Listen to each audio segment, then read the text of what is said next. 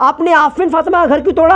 आफरीन फातिमा 20 साल से वो घर का टैक्स दे रही है, वो 20 साल से वहाँ रह रही है, और उन्होंने कहा वो उनके वालिद का नहीं था, उनका वालिदा का घर था। It was not his father's house, it was her mother's house. Yes, तो आपने आफरीन फातिमा का घर तोड़ दिया, जो कि भारत के संविधान के आर्टिकल 14 आर्टिकल 20 के खिलाफ है।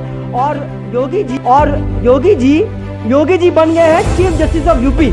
वो चीफ मिनिस्टर नहीं है, वो चीफ जस्टिस ऑफ इंडिया बन चुके हैं, CJI बन गए। आपका कोई हक नहीं है, बिल्कुल नहीं है कि आप किसी का घर तोड़े।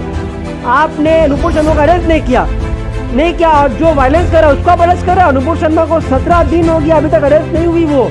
अच्छा, एक और बात, नवीन कुमार जिंदल जो दिल्ली सेल मीडिया के इंचार्ज है, उनको कल समन दिया गया। उनको थाना में आने के लिए मुमरा थाना में, उनको भवंडी थाना में उनको बुलाया गया, वो नहीं गए। ये क्यों नहीं गए? ये वायलेशन है। और नुपुर शर्मा के खिलाफ नॉन बेलेबल, जैसे आपने कहा कि पुलिस का इख्तियार अरेस्ट करने का, बिल्कुल कहाँ पर? नॉन बेलेबल ऑफेंस पे। नुपुर शर्मा का ये जो बयान है ना, ये एक रिलीजियस हर्ट है, ये किसी को उकसाता है ताकि देश का माहौल खराब हो। भड़काऊ भाषण को लगे, भड़काऊ भाषण। उत्तर प्रदेश के शहर सहारनपुर से एक वीडियो जो आप इस वक्त देख रहे हैं हमारी स्क्रीन पर, जिसमें आप देख सकते हैं कि किस तरह से पुलिस थाने में यूपी पुलिस जो आरोपी है, जिनके बारे में ये कहा जाता है कि पिछले शुक्रवार को जो घटना पेश आया, जिसमें प्रशासन की ओर से ये आरोप लगाया कि इन लोगों ने हंगामा किया था, उपद्रव किया था, उनको जिस तरह से मारा जा रहा, पीटा जा रहा, और भाजपा के कई नेता इस पर मेम बना रहे हैं, इसको रीट्वीट कर रहे हैं, शेयर कर रहे हैं।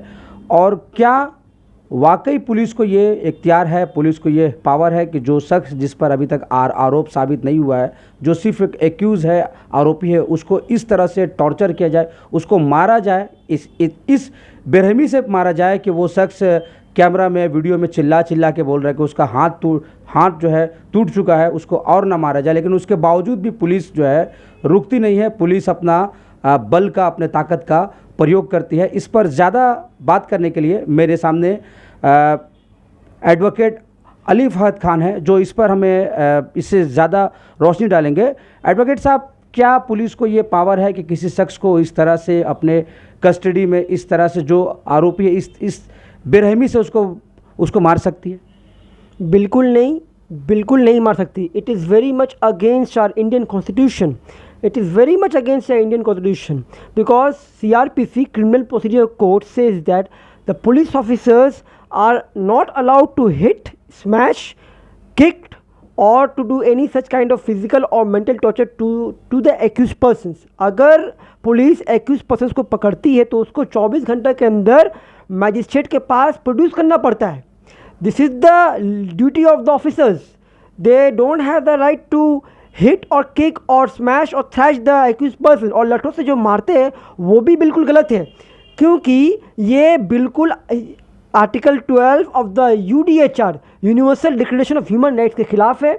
ये article 14, article 15, article 20, article 19 clause 1 subsection E और article 51 clause A, C, E, I के बिल्कुल खिलाफ है। बिकॉज आपका कानून जितना बराबर है उतना मेरे लिए भी बराबर है कानून। बिकॉज बाबा साहब अम्बेडकर ने संविधान में लिखा, article 14 says right to equality before law and equal protection of the laws within the territory of India, that every Indian citizen must provided with equality before law and equal protection of the law within the territory of India. अगर ये offence cognizable है, यानी cognizable offence are those offence which are very serious in nature, जो बहुत गंभीर मामला है, तो आप FIR करो। और FIR किस में आता है? Under section 154, under section 154 of CRPC, criminal procedure code में 154 में FIR आता है। FIR का मतलब क्या हुआ? अपराध की प्रथम सूचना, अपराध का पहला खबर।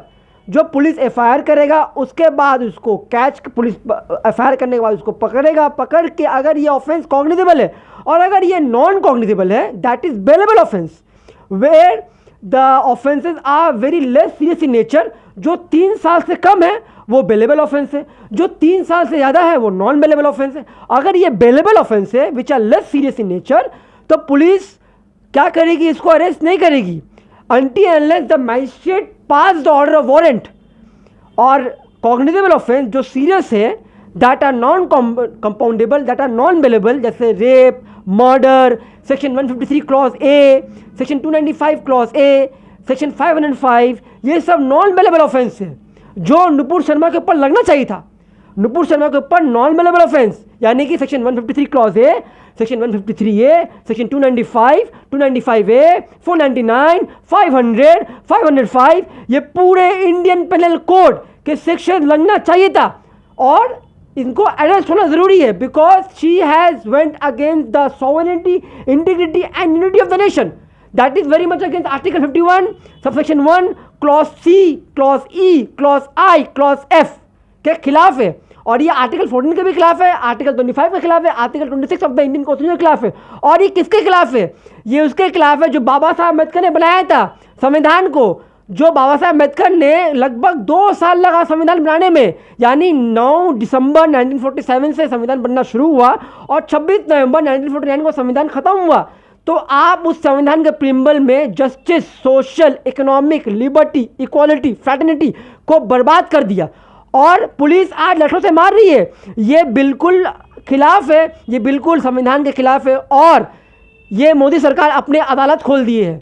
मोदी सरकार अपने अदालत से नहीं चलेगा, मोदी सरकार ये देश चलेगा तो रूल ऑफ लॉ में चलेगा, संविधान से चलेगा और ये बिल्कुल गलत है। एडवोकेट साहब, मेरा एक और सवाल है कि यूपी में जिस तरह से घरों को ढाया जा रहा है, बुलडोज़र से घरों को बुलडोज किया जा रहा है, उस पर आज जो सुप्रीम कोर्ट ने जो यूपी सरकार से 3 दिन के अंदर जवाब मांगा है, क्या लगता है कि इस पर लगाम कुछ कसा जाएगा? बिल्कुल, क्योंकि आप देखिए जब दिल्ली में बुलडोज़र चलाया जा रहा था तो सुप्रीम कोर्ट ने ऑर्डर पास किया, उसके बावजूद भी इन लोगों ने बुलडोज़र चलाया। एक हैंडीकैप आदमी है वहाँ पर, सीनियर सिटीजन है वो, उसके 2 हाथ नहीं है, वो दोनों हाथों से माजूर है, वो हैंडीकैप्ड, उसके भी घर को तोड़ दिया गया। और आप बुलडोज़र क्यों चलाइएगा? आप नोटिस दीजिए, अंडर म्यूनिसिपैलिटी एक्ट में आप नोटिस दीजिए, उसको पहले नोटिस भेजना पड़ेगा सेक्शन 32 के तहत, तब आपके पास अलाउ है, नोटिस देने के बाद आप बुलडोज़र चलाइएगा। तो आप बुलडोज़र नहीं चला सकते क्योंकि आप संविधान को बुलडोज़र चला के संविधान को तोड़ दे रहे। संविधान, our constitution is the supreme law in India, our constitution is the pillar of a nation, उसको आप कमज़ोर कर रहे हैं बुलडोज़र चला के। ये बिल्कुल गलत है और सुप्रीम कोर्ट कभी इसका इजाज़त नहीं देगी कि आप बुलडोज़र चलाइए। क्योंकि क्या हो रहा है, जिसके अगर आप 10 दिन पहले नुपुर शर्मा को अरेस्ट करते, आप रिएक्ट करते, तब आज ये हालत नहीं आती। यूपी में जुमे की नमाज के बाद पूरे देश में वायलेंस हुई, क्यों हुई? क्योंकि आपने रिएक्ट नहीं किया। और जयशंकर प्रसाद है मिनिस्ट्री ऑफ एक्सटर्नल अफेयर्स के minister of external affairs Jaishankar Prasad क्या कह रहे हैं? ये अंदरूनी मामला है, ये इंडिया इंटरनल मैटर। अरे व्हाट इंटरनल मैटर? तो फिर अगर इंटरनल मैटर तो आपने रिएक्ट क्यों किया? आज आपको पूरे देश के सभी कंट्रीज, गल्फ कंट्रीज बुला के बोलते हैं माफ़ी मांगिए, माफ़ी मांगिए। दीपक मित्तल साहब जो कतर में है, भारत का एम्बेसडर कतर में है, वो कह रहा है, उनको कहा जा रहा है कि माफ़ी मांगिए, हालांकि वहाँ हमारे वाइस प्रेसिडेंट साहब मौजूद है, उनके सामने कहा जा रहा है कि माफ़ी मांगिए। तो ये क्या बोल रहे हैं? कतर में बैठे या भारत का एम्बेसडर बोल रहा है ये fringe elements. What is fringe elements? Fringe खुद मेन स्ट्रीम है। आज मोदी सरकार, असल में बात यह है कि मोदी सरकार फरोग करती है, मोदी सरकार पीठ थपथपा रही है कम्युनल राइट और डिसहार्मनी को। मोदी सरकार एक मज़हब के लोगों को दूसरे मज़हब में लड़ा रही है और फिर इसको सस्पेंड कर दिया, फिर 6 महीना बाद रिहेबिलिट कर लेगी। ये नहीं चलेगा। और आपने आफरीन फातिमा का घर क्यों तोड़ा? आफरीन फातिमा 20 साल से वो घर का टैक्स दे रही है, वो 20 साल से वहाँ रह रही है और उन्होंने कहा वो घर उनका वालदा का नहीं था, वो घर उनके वालिद का नहीं था, उनका वालदा का घर था। It was not his father's house, it was her mother's house. Yes, तो आपने आफरीन फातिमा का घर तोड़ दिया जो कि भारत का संविधान के आर्टिकल 14, आर्टिकल 20 के खिलाफ है। और योगी जी बन गए हैं चीफ जस्टिस ऑफ यूपी। वो चीफ मिनिस्टर नहीं है, वो चीफ जस्टिस ऑफ इंडिया बन चुके हैं, CJI बन गए। आपका कोई हक नहीं है, बिल्कुल नहीं है कि आप किसी का घर तोड़े। आपने नुपुर शर्मा को अरेस्ट नहीं किया और जो वायलेंस कर रहा है उसको आप अरेस्ट कर रहे हो। नुपुर शर्मा को 17 दिन हो गया, अभी तक अरेस्ट नहीं हुई वो। अच्छा, एक और बात, नवीन कुमार जिंदल जो दिल्ली सेल मीडिया के इंचार्ज है, उनको कल समन दिया गया। उनको थाना में आने के लिए मुमरा थाना में, उनको भवंडी थाना में उनको बुलाया गया, वो नहीं गए।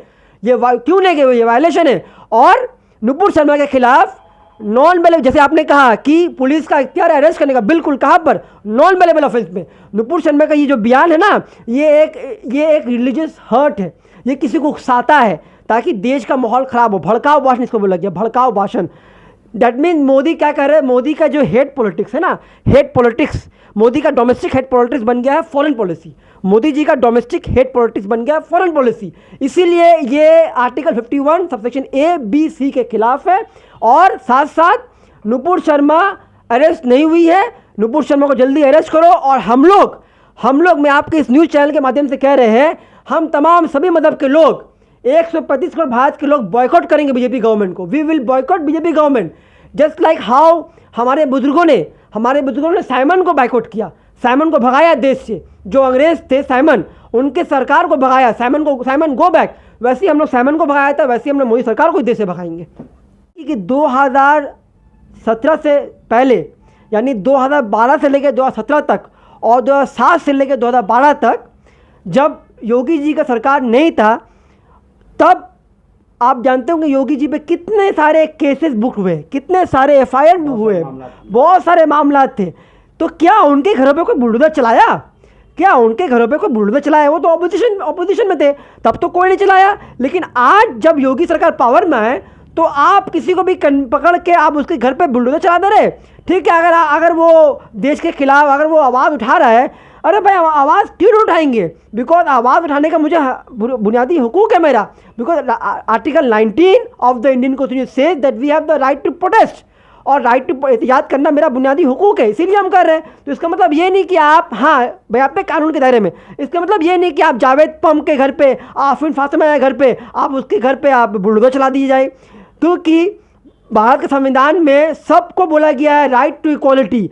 हम भारत के दव्वल शहरी है, हम किसी से कम नहीं है। हमारा उम्मीद है कि हमको इक्वालिटी मिले, हमारा उम्मीद है हमको लिबर्टी मिले, हमारा उम्मीद है कि हमको जस्टिस मिले, हमारा उम्मीद है कि हमको फ्रैटर्निटी मिले। ये मेरा उम्मीद है। और हम भारतीय नागरिक है, शहरी है। तो इसीलिए मैं दोस्तों बुजुर्गों में जाते जाते आप लोगों को ये बताऊँगा, एक मिनट सर, आपके सवालात का मैं जवाब देता हूँ। मैं ये बताऊँगा, देखिएगा यूपी में सबसे ज़्यादा क्राइम कहाँ हो रहा है? इंडिया में सबसे ज़्यादा क्राइम गुजरात में हो रहा है, 97.1%।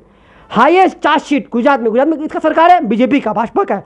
उसके साथ साथ यूपी में देखिए, यूपी में 2021 में FIR रजिस्टर्ड हुआ कितना? 2217 यूपी में FIR रजिस्टर्ड हुआ, that is crime against the state. और साथ साथ 3,70,000, यानी कि 2021 से लेकर 2022 को आप कंपेयर करिएगा, क्राइम अगेंस्ट वुमेन यानी कि बलात्कार केस हुआ 3,70,000 यूपी में। और ये सबसे ज़्यादा हुआ 3,70,000, यानी कि 23,700 खाली कंप्लेन आए, 23,700 कंप्लेन आए। उसके साथ साथ यूपी में एजुकेशन नहीं है, आर्टिकल 21 क्लॉज ए का वायलेशन है, राइट टू एजुकेशन वो नहीं है। आर्टिकल 39 क्लॉज एफ जहाँ बोला कि बच्चों लोग के न्यूट्रिशनल हेल्थ, उसके पढ़ाई लिखाई का होना चाहिए। आर्टिकल 38 जो directive principle of state policy में आता है, part 4 of the Indian constitution, वो भी नहीं है। यानी बच्चों के लिए कुछ नहीं है। और आप जानते हैं यूपी के स्कूल में, भारत के स्कूलों में पीने का पानी नहीं है। 59% भारत में पीने का पानी नहीं है, सही टीचर नहीं पढ़ाने के लिए स्कूलों में। Yes, and that is why UP की बात करो। और इंडिया में तो अगर आप जाइएगा तो वहाँ पर हमारी लिटरेसी रेट बिल्कुल ख़राब है, यानी कि 5 से 6% है जब से मोदी सरकार आया।